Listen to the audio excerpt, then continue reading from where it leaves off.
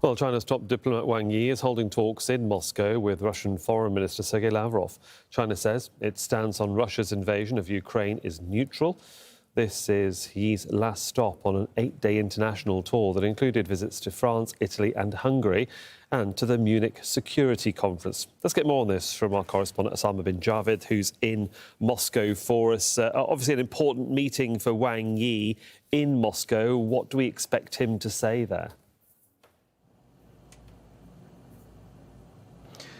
Well, as you've heard from Wang Yi in the last few days, that China wants to play the role of an arbiter of peace. It wants to bring the two sides close to the negotiating table. It wants to play this neutral role.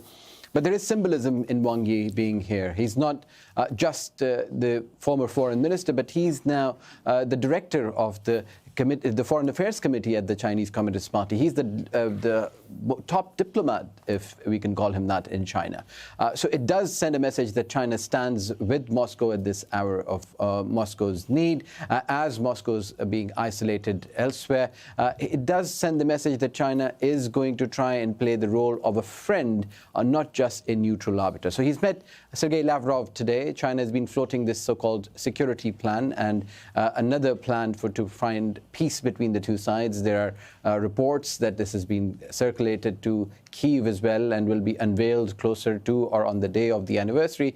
But of course, China is very important when it comes to Moscow, not just because of symbolism, but also because of the harsh sanctions that Russia has been facing from the West. And because of help from China and its Central Asian allies, it's been able to circumvent most of them. And of course, closer to home to where you are, certainly strong reaction from the Russian government to Biden's speech in Poland, less than 24 hours ago. I mean, what's the government been saying?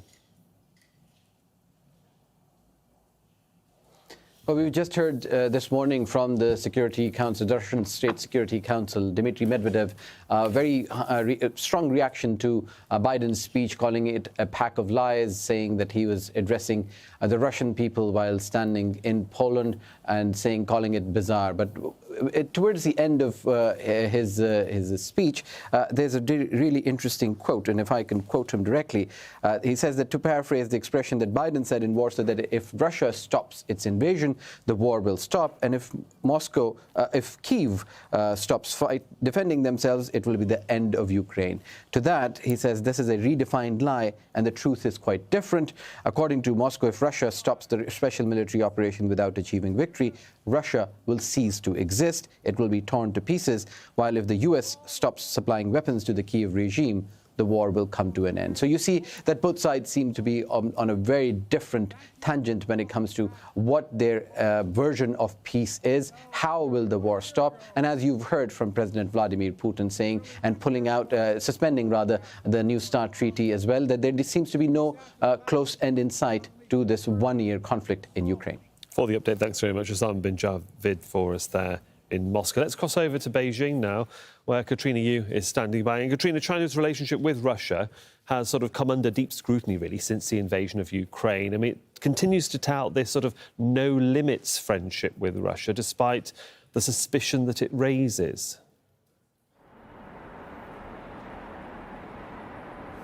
That's right. China's global image certainly has taken a battering from its enduring relationship with Russia. But we have to remember there are a number of very important things that Beijing does get from having such close ties with Moscow.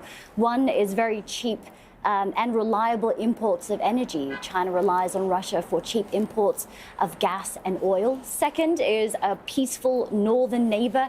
And third is a very reliable friend in its corner that shares Beijing's worldview. China and the Communist Party specifically is working and really wants to reshape the global order into one where the US and other democratic Western countries are less influential, because that will give China more leeway to pursue its own interests, for example, in the South China Sea and around Taiwan. So it needs friends like Russia. And though China may want to see the end of this conflict in Ukraine, it will not serve China to see a weakened Putin or a weakened Russia. So it's continuing to invest in this relationship with this visit by Wang Yi, and even potentially rumors of a potential visit from President Xi Jinping himself to Russia in the spring. And of course, you know, Wang Yi, the foreign minister, isn't really the only sort of big name that we recognise that's sort of making this diplomatic push across Europe at the moment. China in itself has seen a lot of diplomatic moves recently. What's the overall goal here? That's right. We have Chinese officials crisscrossing the globe. We've had a meeting taking place in Japan. We've had another one take place in Indonesia this week.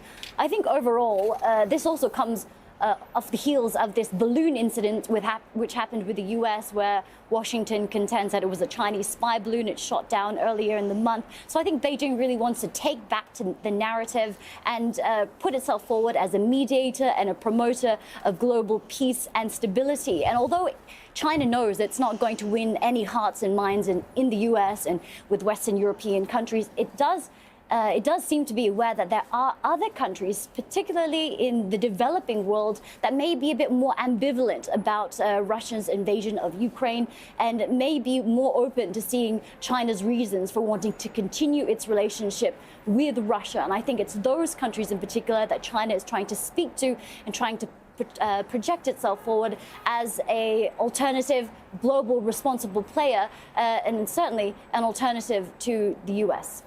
Katrina, you for us there in Beijing. Thanks, Katrina. And we have a week-long special series on the far-reaching consequences of the Ukraine war, a year into the conflict. Hope you can join us and tune in at 11:30 GMT and 16:30 GMT on Wednesday, and also at 02:30 GMT on Thursday, where my colleague Adrian Finnegan will be exploring the human impact of the war from Kyiv.